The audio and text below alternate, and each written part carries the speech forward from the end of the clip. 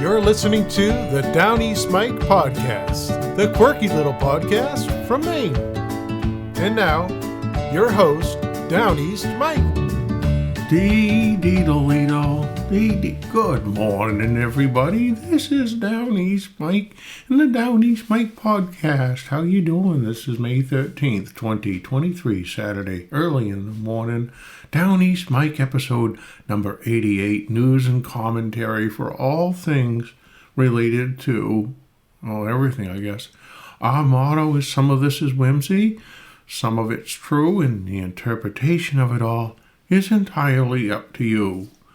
Oh, we also say, did you know that the Downeast Mike podcast contains no mean words, just wholesome goodness from Downeast Maine, a historical, literary, auditory candy store, and did you hear the bells on the door when you came in?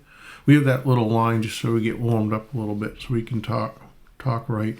In today's podcast, we have 2 Argentine jets were shot down on this day in 1982. Oceans were drying up, May 13th, 1982. We have a story on Smallpox and Wrestling Octopus from 1881. And we take a look at Maine's flower that sleeps during the day.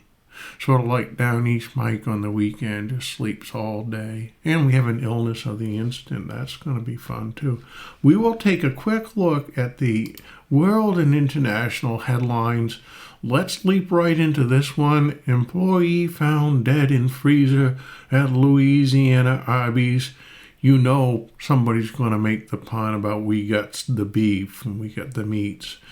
McDonald's found liable after child suffers burns from hot chicken nuggets.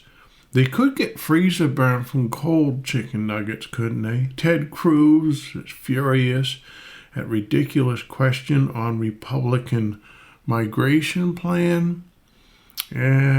What else is international? Herd of cows aid North Carolina police pursuit, leading them directly to suspect. That might be a story you could look at later. Russia was trying to kill a patriot when the U.S.-made weapon took out the Kinzhal missile that Putin claimed was unstoppable. That's the international stuff. Elon Musk is named a new Twitter CEO. Meet the old boss, same as the new boss. That's what the Who said. Maine headlines. Anything really? Historic Maine schooner is sold at auction and may become a floating restaurant. I like how they hedge their bets there and say it may be. It may become a floating restaurant. Marshall's is coming to Hannaford Drive and Farmington. A good reason to drive to Farmington. Governor Mills has unveiled a $294 million addition to the 2-year budget. Here, have some more money. We got lots of it. The location of Maine's planned offshore wind port won't be chosen until 2024. When we find a way to talk to the whales on a coherent basis, we should be asking their opinion on where they want this stuff to go. Market Basket, breaking ground on the new store in Topsom. Town & Country is the first credit union in Maine to offer digital credit card issuance. Boy, we're all about that credit card. MasterCard. Not much else. Portland shooting incident leaves 2 men with serious injuries. And a driver was uninjured after hitting a South Portland hotel. Doesn't say how he hit it, with his fist or with a car. We never know, do we? Okay, that's enough on the headlines. It's quite a good morning so far here, May 13th, Saturday. It's quite warm out there. It's not raining or anything. Our illness of the instant. You've probably been waiting for this one, at least a week, right, to hear the newest one. Timekeeper's twitch. Oh, dear. Timekeeper's twitch. This is something that's recently popped up. It afflicts quite a few people. It's when you're looking at your watch and quite a bit, but when your watch is not actually on your wrist, and then you start twitching looking for it, that's when you're suffering from timekeeper's twitch. It's one of those illnesses that it's not terribly distracting, but it could be somewhat debilitating or incapacitating if you work at a drive-through at a fast food restaurant and you don't have your watch and you have that timekeeper's twitch. You're very likely to spill coffee, to make mistakes, to give the wrong change out of the drawer, etc. So it can be something to look out for and be aware of, timekeeper's twitch. There is no known cure for it other than to keep your watch on your wrist and not do that twitch. How about some happy birthdays today to Spanky of Tidville, who turns 48 years old. I remember he used to stand out by the road with his axe and cut wood. Spanky's a dock worker down at the harbor, and he's also worked as a stern man. Happy birthday to Calvin of Casco. Calvin turns 56. He's a grandfather, a fighter pilot, and he once paddled a canoe the length of the Winooski River. I remember Calvin when he was a younger man. 2 Argentine jets were shot down on this day in May 13th, 1982. A British destroyer was shot down 2 fighter planes off the Falkland Islands. They didn't know what they were doing there. They filled up the QE2 with soldiers and took them over. And, let's go right to town. Argentine warplanes made a series of attacks on British ships near the Falkland Islands on Wednesday. A destroyer shot down 2 of them. Bang, bang. Paper was 42 pages long and 30 cents on this day, 1982. We had a story. Scientists say that the ocean may dry up. A story out of Ann Arbor, Michigan. The disappearance of an ocean which once covered the planet Venus could suggest, I apologize. That was one of my dreaded jump edits that I get chastised for by the producer. But one of the cats was outside the Studio B door here, and it had its little catnip ball smacking it against the door. Awful distracting.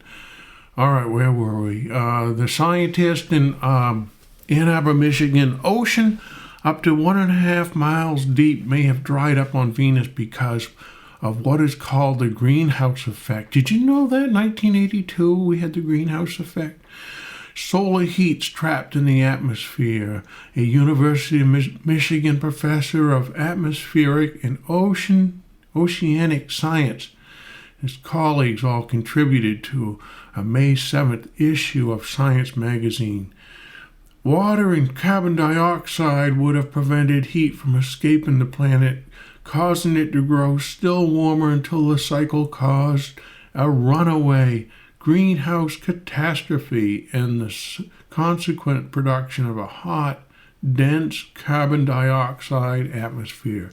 If Venus lost an ocean several billion years ago, could some form of life which might have developed earlier on that planet have been lost? Could Earth be heading toward the same fate, becoming like today's Venus, which has long been thought to be nearly Earth's identical twin when the planets were formed? The 2 planets evolved differently, but Donahue said researchers think man inadvertently could trigger a runaway greenhouse effect that could lead Earth to a fate similar to that of the second planet from the Sun. We could increase significantly the amount of carbon dioxide in our atmosphere by burning fossil fuels, by removing tropical forests, and possibly by massive destruction of a portion of the biosphere in a nuclear war. Isn't that depressing? That was in 1982. It hasn't come to pass so far. Well, this is actually 1872, May 13th. And the story out of Cumberland, 220 indictments returned by the Cumberland grand jury on Saturday, and the press says 180 were for liquor selling. That's a lot of booze, a lot to be prosecuted for. Among the parties indicted were the proprietors of the Falmouth and Adams houses, Sheriff Perry, is carrying on a victorious campaign against the Portland rum sellers. Also, Henrietta Dyer, the daughter of Alfred Dyer of Portland, married a son of Powers, the sculptor, at Florence, Italy recently. I bet that was a scene. Let's see. Somebody killed themselves. It's quite sad. He leaves a wife and 2 children. The cause was attributed to temporary insanity, I should say. Correspondent Simon out of Augusta wrote that Thomas Lambert has commenced the erection of his car factory at the east end of the railroad bridge in Augusta. It's to be 150 feet long and 50 feet wide, 1 story high. A large foundation's to be built on the east of it this season, and he's now filling an order for cars for the Boston and Albany Railroad. What an industrious time that was in Maine and in America, 1872. We have a story out of Knox. John P. Smith, aged 25 years, was between Monroe and Sheep Islands in a large sailboat accompanied by a younger brother, and the boat struck a rock about 200 yards from shore and it immediately sank, leaving them in about 5 feet of water. John helped his brother to the masthead and then swam toward shore. When he had arrived about halfway, he sank and did not rise again. The boy was soon taken off, but the body of John has not been found. The boat was loaded with lobsters and headed to Rockland. Very dangerous times in the water then, as it is today. Out of Wiscasset, the Wiscasset Oracle says that an unsuccessful attempt was made Sunday evening by 3 or 4 prisoners confined in a Wiscasset jail who were trying to escape. One of them stood near the door to draw the jailer inside. "Hey, come in here." And one concealed himself in the corner cell, ready to attack him with a club. Now, can you picture this? I bet they had those striped uniforms on that looked like pajamas. There were arrangements being made. A call was made for water, and when Mr. Boynton opened the door, prisoner number 1 made an attack on him and succeeded in fastening to his throat. But the scuffle and noise soon brought Mr. Call, who was the turnkey, to the door, and also a Mr. Davis, who happened to be at the jail at the time, and the men were easily secured. That's because those guys had had some breakfast and the other ones hadn't. On examination, their clothes and some provisions were found to be packed in the cell. They were ready to go. The men supposed Mr. Call to be absent at the time. And then the story just kind of abruptly ends. 3 million feet of pine lumber is now being rafted down the Sheepscot River. It comes from Alda and Whitefield. Everything good comes from Alda and Whitefield. And most of it goes to Gardner on the Kennebec, where it sells from $13 to $16 per thousand. Must be per thousand board feet. There was ice on this day, 1871. The propeller from Chicago, sunk in the ice Monday morning 20 miles from Buffalo. The crew were saved. Over 100 vessels are in sight of the harbor, blocked by the immense mass of ice from the upper lakes. Nearly every tug in the harbor is disabled while endeavoring to get vessels through. That seems like pretty late in the season to have ice there. This day in 1881, out of St. John, New Brunswick, they were lamenting that the electric light will not be introduced in this city until late in the year, as the Edison Company will have all they can do during the entire summer to supply earlier orders. In 1881, they were ready to flip the switch, but it wasn't ready for them. Smallpox was an issue on that same day. Parents having unvaccinated children in the city and vicinity should act promptly and secure for them the protection afforded by an effective vaccination. This is St. John, New Brunswick newspaper. There does not, it is true, appear to be any particular likelihood of smallpox spreading here, watched as every case occurring is and will be. But the disease exists in many localities abroad with which St. John has frequent communications, stated some days ago in this paper. Contagion is carried easily. It is not only conveyed by a person suffering from the disease, but also by articles of many sorts to which the disease germ attaches itself readily. So no one can say that he will not be brought in contact with any person or thing fitted to communicate the disease. The great preventative is unquestionably a properly performed vaccination. Such a vaccination can easily be secured here by even the poorest persons for themselves or their children. The neglect of this simple but most efficient precaution often entails dreadful consequences, and where immediate danger is not feared, the tendency to neglect is unhappily very strong. In some cases, old wise fables about either the alleged futility of vaccination or the peril attending its performance has an effect on ignorant or crotchety minds. Thank the Lord I don't have a crotchety mind. But no fact is more solidly established than that of the protective power and safety of a carefully performed vaccination. It is necessary that pure lymph taken from a healthy subject should be the matter used, and that it should be used in such a manner as to bring the whole system well under its influence. But these are precautions taken by every medical practitioner of character now. It may also be desirable that the vaccination should be repeated after the lapse of a half-dozen years or so in youth and until past middle life, but that can be easily accomplished. Pure lymph taken from a healthy subject. That's great. Okay, kindness of Captain Pike. You remember Captain Pike, the veteran from the city of Portland. He never loses an opportunity to benefit and encourage those with whom he comes in contact, and his many acts of kindness are proverbial. We should have done that as a word of the day. He finds it difficult to do without the daily papers, even on the voyage from Portland to St. John, and he sympathizes with those who are cut off from the world so as not to be able to get reading matter regularly. A short time ago, while taking an extra trip from Boston, his steamer reached Matinicus Lighthouse about daylight. Knowing that the keeper of the lighthouse on that lonely station would be delighted to get late papers, Captain Pike made him up a bundle, and then running the steamer as close to shore as possible, he attracted the attention of the keeper and threw his bundle of papers, attached to a billet of wood, overboard.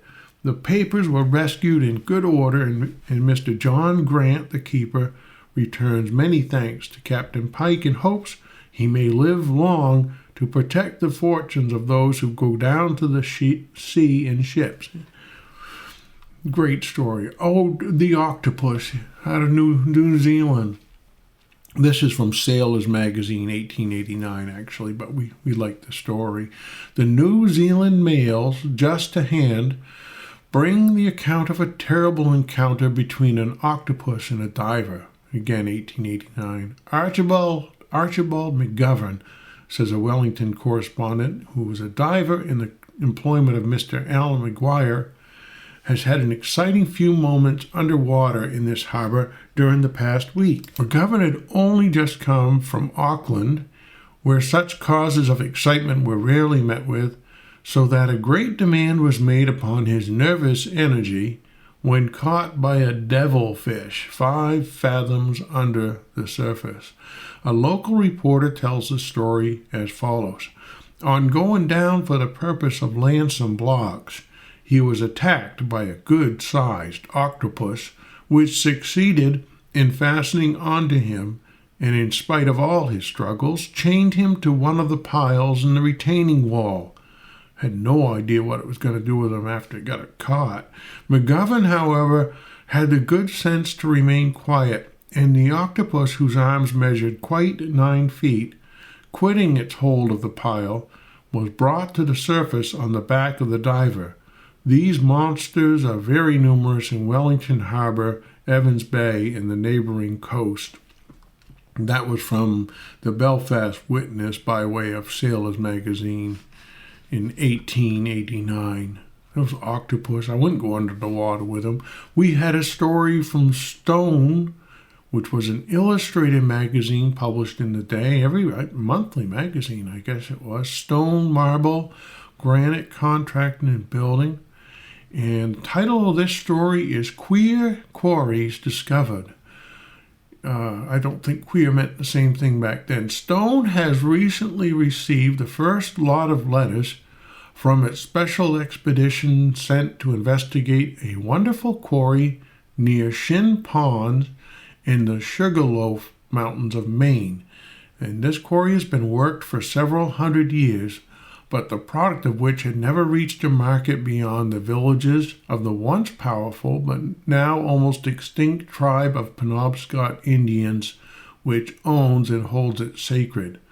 Stone Magazine's expedition comprised its buff and blue Stone editors and Professor Gran I.T. Cheek, an expert quarryman and analyst. They started from Mattawamkeag, the nearest railway station, on the morning of August 10th. They reached the foothills of Sugarloaf on the 15th. Here they met an old chief named Pepsin, who welcomed them to his birch bark teepee on the heel of one of Shin Ponds, where he had lived for 60 years with his daughter, Tutti Frutti. This is a real story. Tutti Frutti had been Pepsin had been the medicine man of his tribe. It took them 3 days to make the old fellow understand what they were there for. 3 days, 72 hours. But after many presents of trinkets dear to the Indian heart, they finally persuaded the old fellow to direct them on the following day to the site of the wonderful quarry. So here we are in Sugarloaf. Let's set the stage here. We got Pepsin the chief, who's the medicine man, his daughter Tutti Frutti. We've got I.T. Cheek, the expert quarryman and analyst. This is getting too exciting. At the break of day, our expedition set out. The winter's snow and ice had not departed entirely from the sequestered shades of the pine-clad hills, but the sap was running freely from the pine. I should say so. The air was redolent with the perfume of balsam and bud. In a little while they entered a canyon between two heavily timbered hills, and the old chief directed them to a cavernous opening at the base of a huge shelving of rock, perhaps 5 acres in extent and probably 200 feet in thickness. Now I want to go there.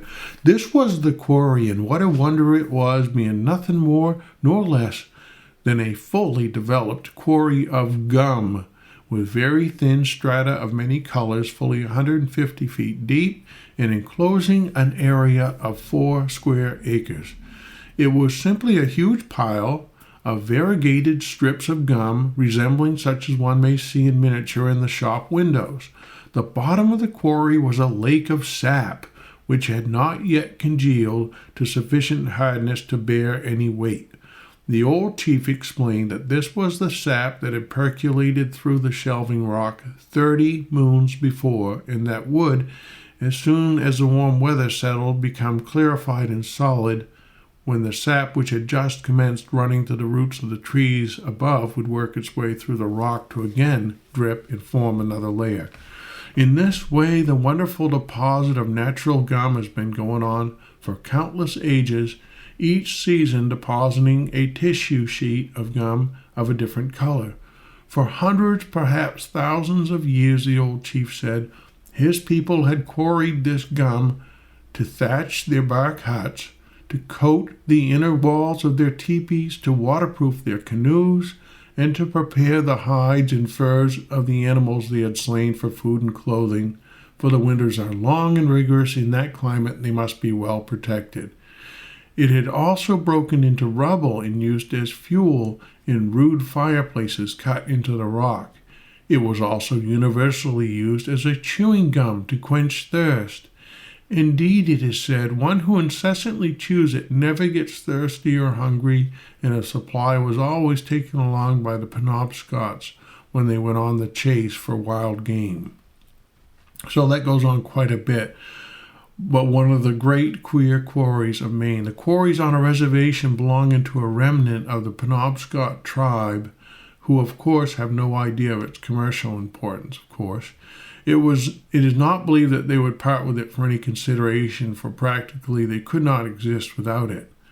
And then Stone Magazine says our expedition will return with a supply of the gum, which we have a notion to manufacture into premiums for new subscribers, or to induce our old readers to stick to us. You stick to us with our gum. We had another queer quarry in Redwood Falls. A party of honest Norwegian prospectors discovered a valuable Italian marble bed 3 miles southwest of this city today. From certain geological data barely discernible, it is conceded that Adam's tombstone was taken from this deposit. And a company of French capitalists has formed a syndicate by cable with 18 million francs to develop the property. 18 million francs is about 18 million francs too many. Collections from the Maine Historical Society, Volume 1. And this was, do we have a date here? Around 1885. A little story. This actually happened on May 11th, 1855. The occupant of Richmond's Island, now that's down off of Scarborough, I think it is, or Saco. The occupant of Richmond's Island, in plowing a field near the northern shore, turned up a stone pot lying about a foot under the surface near what had been the foundation of buildings. On examination, the pot was found to contain 20 silver coins of the reign of Elizabeth, a shilling piece, 6 pences, more 6 pences. One had the date of 1606. And they also found in this pot 21 gold coins from the reign of James I, 7 sovereigns from the reign of Charles I, etc., and also a Scottish coin of James as King of Scotland dated 1602. A full description of this discovery and of the coin was published in the State of Maine newspaper May 24th, 1855, and another article on the subject soon after in the Massachusetts Historical Collection. So they found this pot underneath, about a foot underneath the surface in the foundation of some buildings, Richmond's Island. And then the backstory there is sometime in the course of this year, 1855, Walter Bagnall, called Great Walt, established himself upon Richmond's Island within the limits of the ancient town of Falmouth. John Winthrop, under 1631, says that Bagnall lived alone upon the island for 3 years and had accumulated about 400 pounds, mostly in goods, by his trade with the Indians whom he had much wronged. He and a companion were killed by an Indian sagamore called Squid Rayset. Boy, sounds dangerous. In his company on October 3rd, 1631, and then they burned his house and plundered his property. Bagnall had been a servant to someone in Massachusetts, but when or with whom he came to this country is not known. So Bagnall treated the Indians poorly. He was killed by them. He buried all his loot there underneath the ground in Richmond Island. And you can go visit that island. It's got a couple of campsites and owned by the Sprague Corporation. I think you have to go to them first and ask permission, fill out a paper or two. Okay, it's time to look at our flower, which it sleeps during the day. The evening primrose, Oenothera biennis. What a pretty little flower. At the top of a leafy stalk, bloom lemon-scented, large yellow flowers. You can eat the whole thing if you want. The stem is hairy, often purple tinged. King's cure-all, or common evening primrose, is an erect 2 to 6 foot biennial with leafy, branched stems from a basal rosette. The bright yellow 4-petaled flowers up to 2 inches across open at night. These fragrant flowers occur in many-flowered terminal spike. The flowers of this night-flowering biennial open in the evening, close by noon. The plant takes 2 years to complete its life cycle, with the basal leaves becoming established the first year and flowering occurring the second. The roots are eaten by some wildlife, and the seeds are important as bird seed. Most of the evening primroses have yellow flowers. And in Maine, you can see those along the coast, different places. At Sears Island, they grow along there if you're out the Sears Island way. They certainly are distinctive when you see them. We had some more notes on it here. It's a valuable plant for its ability to grow in poor soils, and it tolerates drought. The whole plant is edible. The leaves can be cooked as green vegetables, and the flowers make beautiful salad garnish. It's winter hardy, grows, this accounts as 3 to 5 feet tall, may spread by self-seeding. It's best in the full sun, in average, medium moisture and well-drained soils. Great choice for prairies and meadows, wildflower gardens, or naturalized areas. You can plant it in a bed and border. No serious insect or disease issues. It's deer resistant, and it attracts bees, birds, and butterflies. The flowers are fertilized by night flying moths, which are attracted by their lemon fragrance and by bees in the morning before the flowers close up. The seed, I think we already talked about that. So let's go look at, before we kick you out the door here, let's go look at the weather forecast, the National Weather Service forecast for today, Saturday, May 13th, 2023. Wow. Sunny skies with a high near 69 degrees. Northwest wind 10 to 15 miles per hour, gusting as high as 30. That'll move the antenna on the roof, and the channels aren't going to come in. I'll have to get up there and fix it again. For Sunday, sunny with a high near 62, northwest wind.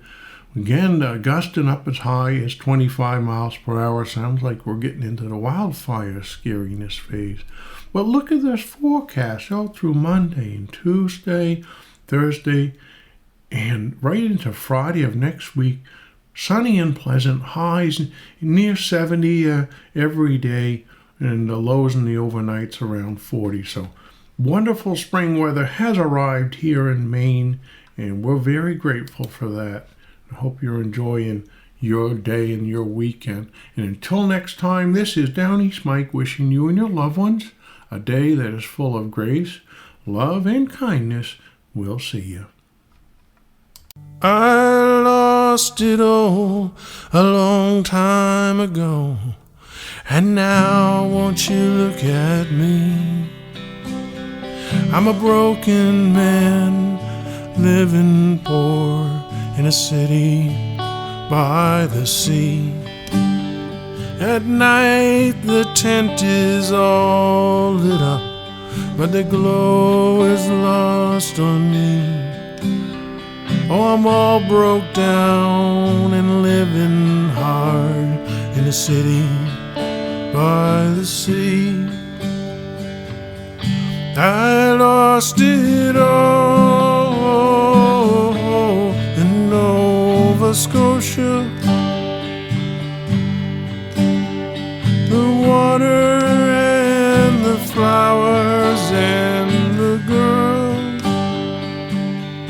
My body's broken on the rocks in Maine. After Nova Scotia, I'll never be the same. I inherited a chunk of cash, and I spent it all forthwith. My pockets were all full of holes, my wallet was a sieve. So my friends that once stood by me, oh, they've all just slinked away. I can have all the pals I want in life, but it sure is pay to play. I lost it all in Nova Scotia. The water and the flowers and the girl. My body's broken on the rocks in Maine. After Nova Scotia, I'll never be the same.